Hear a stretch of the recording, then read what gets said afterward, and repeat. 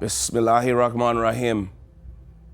The Lord is my light and my salvation, whom shall I fear? And yea, though I walk through the valley of the shadow of death, I will fear no evil, for you art with me. Thy rod and thy staff, they comfort me. Thou preparest a table before me in the presence of my enemies. Thou anointed my head with oil, my cup runneth over. Surely goodness and mercy shall follow me all the days of my life, and I will dwell in the house of the Lord forever and ever. Amen. Juma Mubarak to all our Muslim brothers and sisters, and Assalamu alaikum. It's Friday. Welcome to Johnny's Bite. Yesterday, the New Patriotic Party, if you like, under the guise of the government, because we all know what's happening in Parliament. The minority NDC is against the E-Levy proposed, and the majority NPP, the New Patriotic Party in government, are for the E-Levy, even though the general masses of the people are telling them that E-Levy is not what we want at this point because we are already not in normal times, we are in difficulty. The principle is not against taxes. The principle is about how much taxes have already been collected and how they have been utilized and how the people want government to show working and also government to be able to show their scorecard in relation to tax mobilization and tax utilization.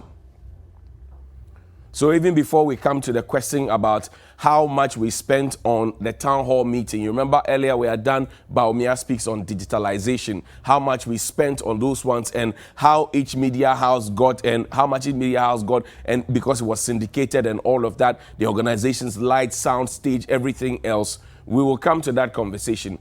But it was addressed by the finance minister, Honorable Ken Oforiatta. The town hall meeting was also emceed by my colleague, Kojo Ponkruma, Minister for Information. We also had Alexander Afenyo-Markin, who is the MP for Futu and who is also the Deputy Majority Leader. We had MP for Ablekuma West, Esla Owusu-Ekufo, who is also the Minister responsible for communication. We have been told that the E-Levy, which most Ghanaians are talking against, and they don't want it to be introduced because they think that consultations have not been done extensively, and they think that even the pegging of 1.75 on the E-Levy is too harsh for our present economic situation and our present personal economies, and so it should be shelved. Or some believe that it should be dropped to 1%. Some believe it should be taken away all completely. There are 3 or 4 schools of thought. But government is adamant. They say, we will do the 1.75. And you heard my friend, Dr.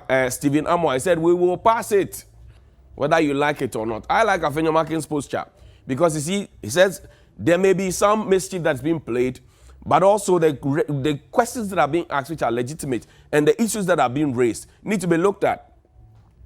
And then we need to start looking at the issues of harmonizing, the tax mobilization and tax utilization. So I like that position. I like that posture. But then the conversation here this morning is this.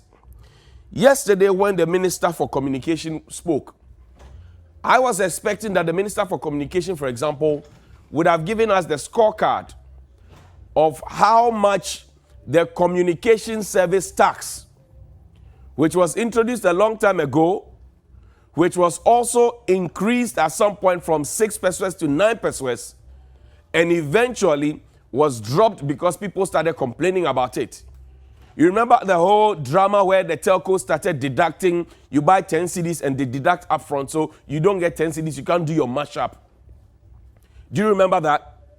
It was all because of the communication service tax. The conversations were had, that deduction is still going on. So when you pick up your phone and you make a call, some money is deducted from you. When you text, some money is deducted from you. When you use data, some money is deducted from your account. So you are already being taxed for deciding to make a call or to browse. And that is why your data has become expensive. And that is why recently even the telcos have also, go and do your mashup, do 10 CDs mashup. And come and tell me if you were getting the same value of credit you used to get back in the day. So we are taking money for these things already. Now, we were told that the communication service tax, among other things, will help us to generate jobs for the youth and also help us to fight cybercrime. I remember A strong case was made for it. Kojo Nkrumah jumped from one media house to the other, and Uso Kufu jumped from one media house to the other, and they made a strong case for it. Yesterday at the town hall meeting, while they were making a strong case for the E-Levy and telling us it's the E-Levy that will raise the revenue for us to build roads and also to create jobs for the youth, I was expecting them to come and say, we have collected X amount of money since we started deducting communication service tax or CST, and these are the number of jobs we have created sector by sector. This is how much we are paying the young people, and this is why we are asking you to support E-Levy. That show of work was not there. So this morning, I am daring the government, I'm daring Kojo Nkrumah, I'm daring Exlekufu, I'm daring Afenyo Makin, I'm daring Ken Ofori-Atta, and anybody else who's supporting the E-Levy to come and show the good people of Ghana what they have done with the communication service tax. Show evidence, show proof, show sector by sector working. That I took X amount of money from the people of Ghana.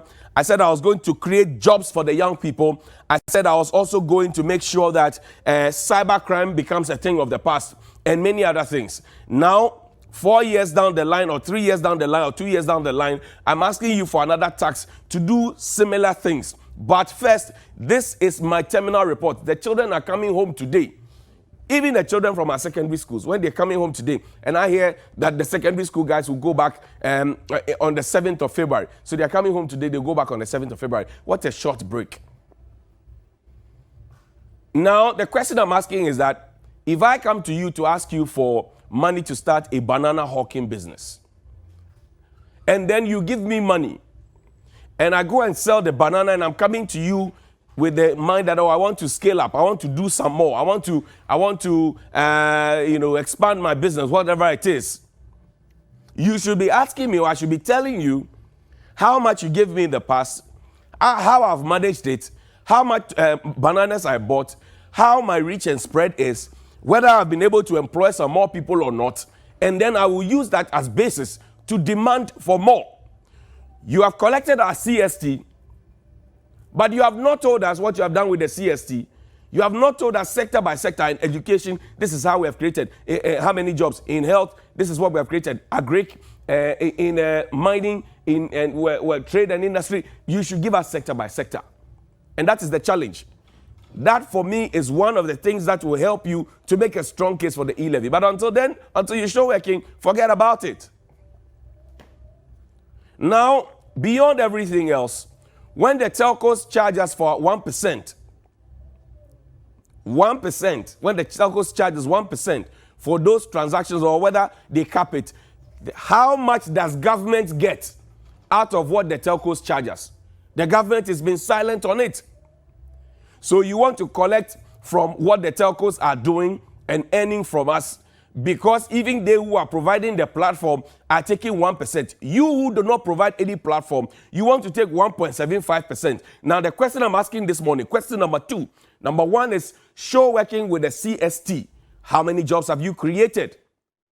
How has it helped in fighting cybercrime? Give us a sector by sector, a trend series analysis, like Stephen Amar says. He says the minority should bring a certain trend series analysis. You are asking for money, and you are asking the person who is challenging you to bring a trend series analysis. What kind of this thing is that? So number 1, show us working. Number 2, I want to see how a sector by sector breakdown is done. We are told that the E-Levy will also improve our roads. Fantastic idea. But we were in this country when we were told that we were bringing in Sino-Hydro. And that Sino-Hydro was going to do all our roads for us, or majority of it. And we were also told that, even though Arocha, Ghana, and the rest were against the introduction of Sino-Hydro, we said we were still going to do it because of the essence of the Sino-Hydro deal. Question, did the Sino-Hydro deal come? If it did not come, why did we go on with the year of roads?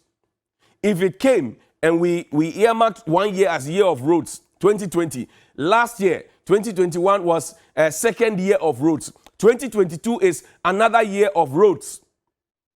So is the Sino-Hydro deal, which we made a lot of noise about, is it that it was not enough, or what? I expect government to be answering that question.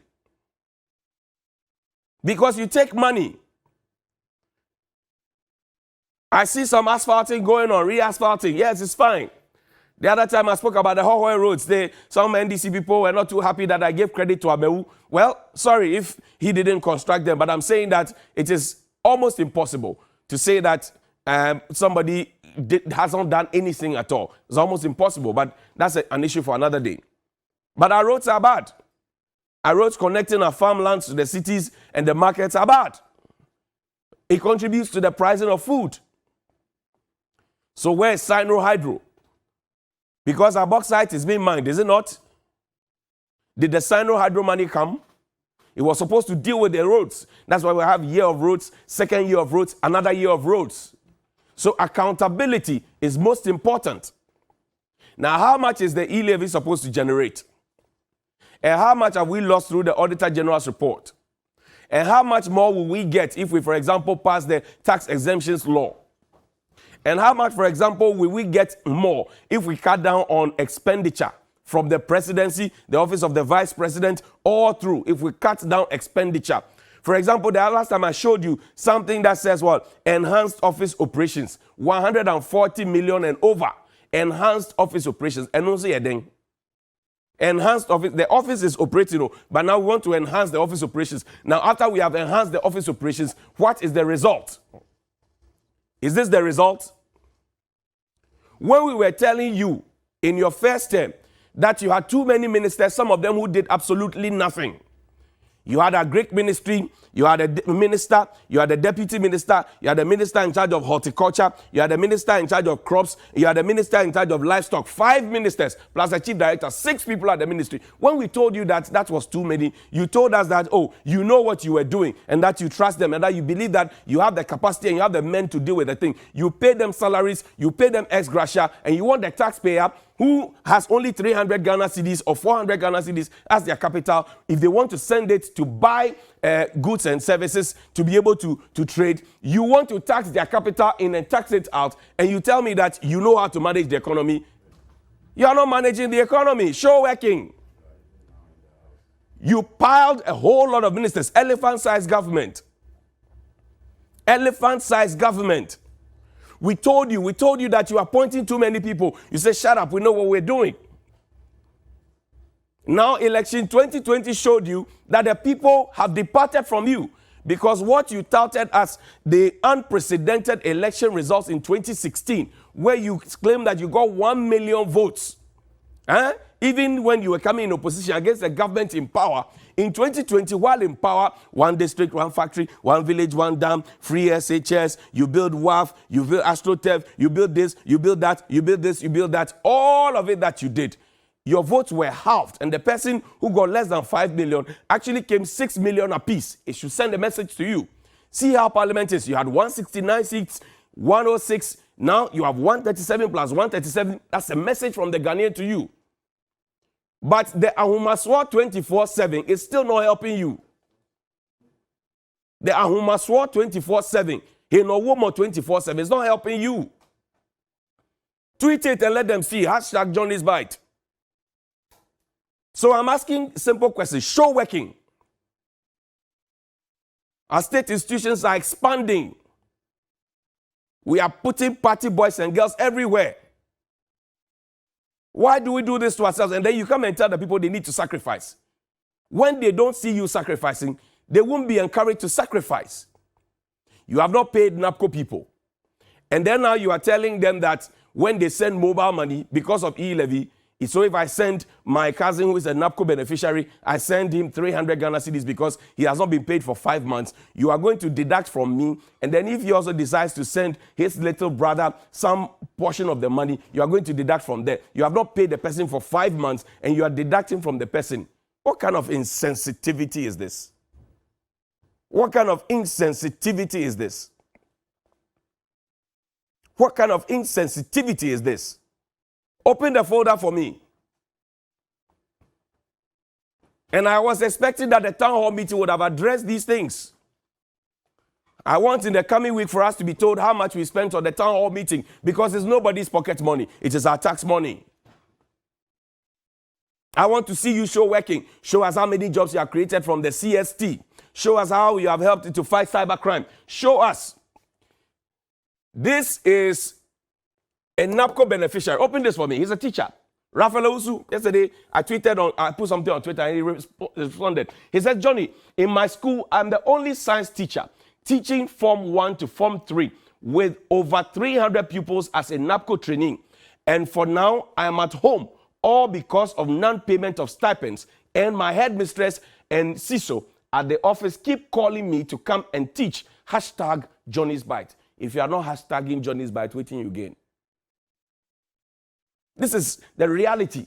Now there's a threat that, oh, if you don't attend to work or if you don't go to work and opportunities come, you will not get those opportunities. They say opportunities abound. You bring people to come and replace them. They actually teach the people you bring. They teach them the job. Those are GRA and all. They complain. When the opportunities come, you bring people from outside, come and employ them. But when it came to when they had to be taking 700 Ghana cedis per month for 3 years, you put them there, trying to bid time for when opportunity comes for you to bring people in. That is ungodly. That is immoral. That is corrupt. That should not be happening under the incorruptible Nana Addo Dankwa Akufo-Addo. It should not be happening. And you see, there's another one. Now, this is a letter. Yesterday, I read for you a letter from the Ministry of Chieftaincy and Religious Affairs. Ministry of Chieftaincy and Religious Affairs. Now, yesterday, the letter was written that the NAPCO beneficiaries should go. Maybe you find that letter. Well, after the high-powered meeting, this was a high-powered meeting, chaired by the Vice President and the Chief of Staff, saying that NAPCO beneficiaries are supposed to stay on. Somebody decided that I work at the ministry and I think that, well, let us ask them to go. The presidency makes an order and the ministry decides to make a counter order. Abu Malorof. President speaks and then the ministry makes, it's not really written by the minister, they make a statement to say, we are countering what the president is saying. That letter was minuted. Whoever signed that letter should be held accountable. Whoever minuted on it should be held accountable. Whoever received it and was ready to take action should be held accountable. It is not an administrative error. It is premeditated. It was thought through. Now, this is the letter. 26 January 2022. After we read that letter, it says, retention and exit of Nation Builders Corps trainees under placement in your organization. You are hereby informed that the ministry has not taken any decision in relation to the retention or otherwise of the NAPCO trainees. And as you are aware, it is government policy that NAPCO trainees, having gained some level of experience, be given opportunity for placement as part of the exit plan. Disregard the letter being circulated. This is by Benjamin Afo, Chief Director for the Minister. It's to all registrars, the Honorable Minister, the Director of HRM, who wrote the letter, by the way. Now, you see how heartless this letter is. This letter is not apologizing for the obvious gaffe that they committed. This letter has no dignity and respect for the NAPCO beneficiary who has not been paid for 5 months, some 8 months, some 10 months. It is not apologizing to them. It is not apologizing to the good people of Ghana. It is just telling us what we already know, which they decided to overturn. Like Koko Anyido, who will say this morning, heads should be rolling, people should be chopping query. But it is on Ghana. It will not happen, and so people will be emboldened to do even more. And this is how we start getting tax irregularities, salary irregularities, payment irregularities, procurement irregularities, all of them as reported by the Auditor General. 12 billion. 12 billion. What was the directive? We leave this. Now, there's something that I saw on social media.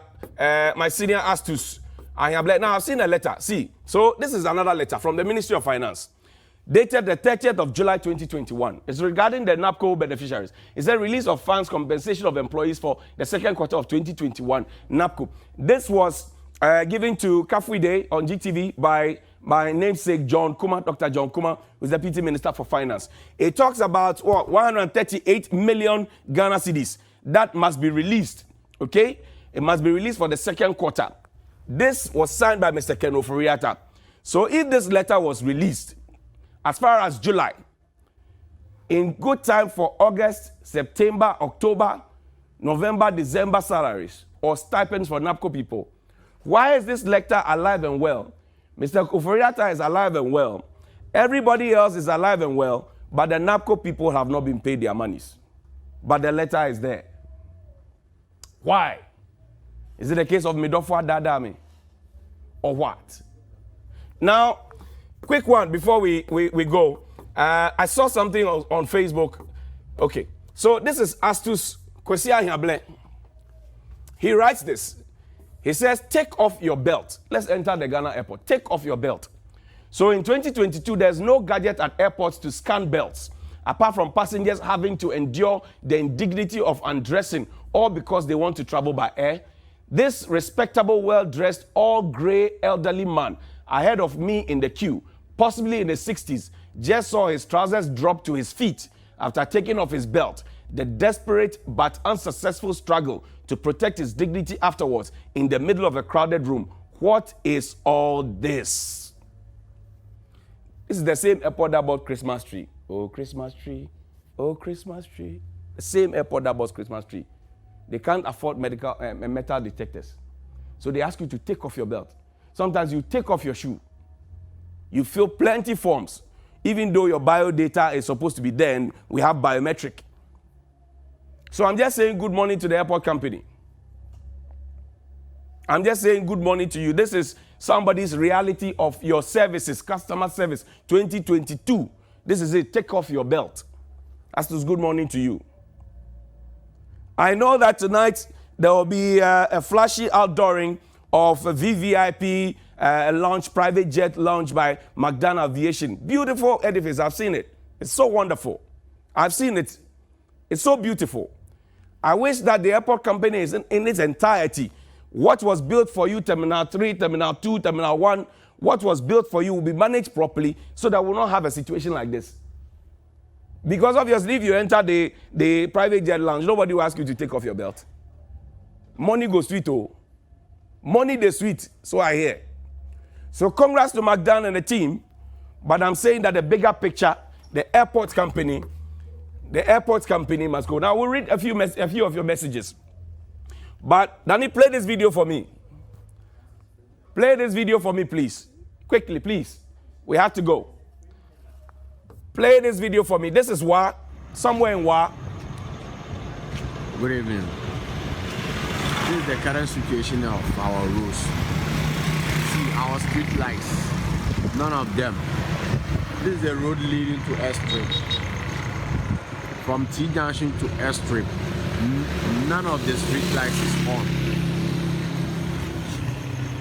It's from the T Junction to the new regional hospital. None of our street lights is on. And we are pleading to the Honorable MC and the regional minister to help fix these street lights. Let's fix one street light. Thank you.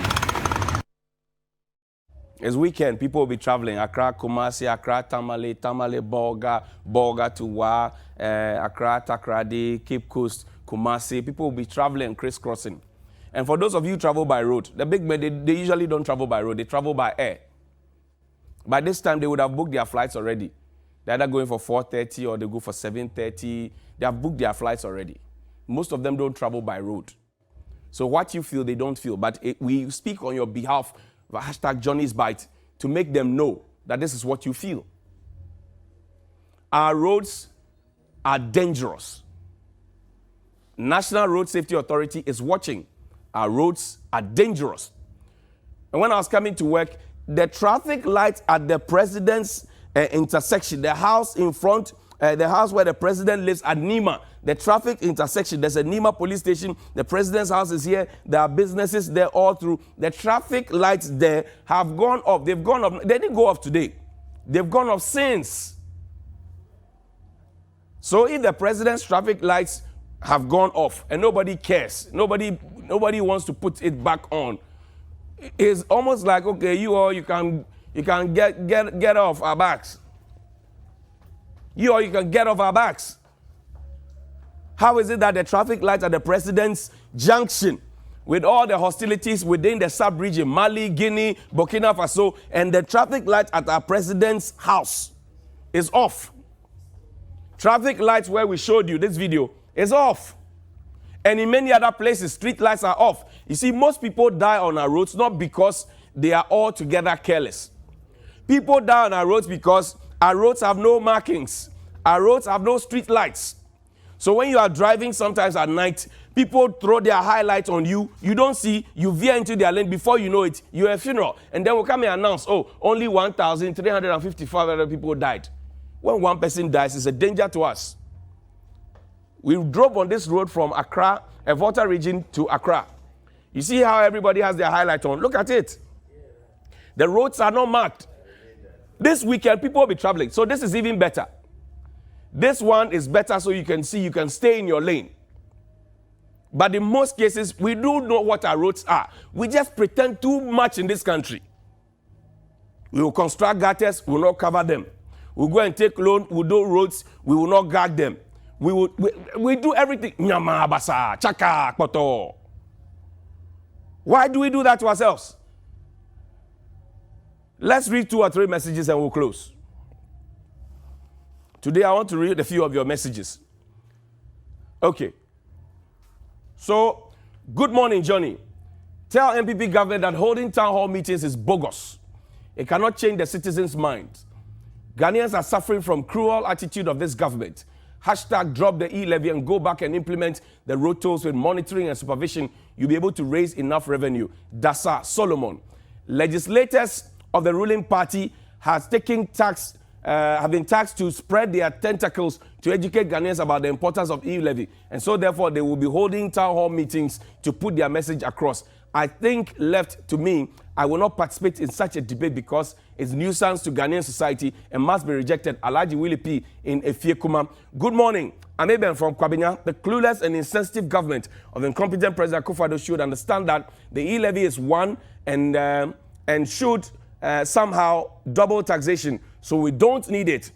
We don't need it to a period. No amount of explanation will make some of us change our minds. There are other alternatives, so they shouldn't bother us with this killer E-Levy. Regards to Neil, okay, push it up there. Now, maybe last 2. Abochi Philip from Keta says, Voltarians in MPP should learn from this. When a tidal wave happened in Keta, Ketu South, and Angoga, Nanado refused to come to the aid of the affected people. But when similar thing happened in Western region, Nanado donated a huge amount of money for the people. To be frank, the MPP government is too selective. That's what you think. Okay, well, I don't think so. Suleiman from Sunyani KTK says, majority of Ghanaians now realize that opposition NDC lies and propaganda has become their trademark. So far as Ghanaians are concerned, we do not take whatever they talk seriously because they are always engaged in propaganda. I urge the good people of Ghana to support His Excellency President Akufo-Addo-led government to transform Ghana for all and the next generation. Long live President Akufo-Addo, long live Ghana. The battle still remains the Lord. And this is where we end Johnny's Bite this morning with Ecclesiastes chapter 5, verse 5. Because the president likes to quote the Bible, he sings gospel, he dances to Oye. A finance minister likes to start everything with a Bible verse. He wears his white. I like it. Many other people in the government quote Bible. Ecclesiastes chapter 5, verse 5 says, it is better not to promise than to promise and not fulfill. Alhamdulillah Rabbil Alameen. Good morning.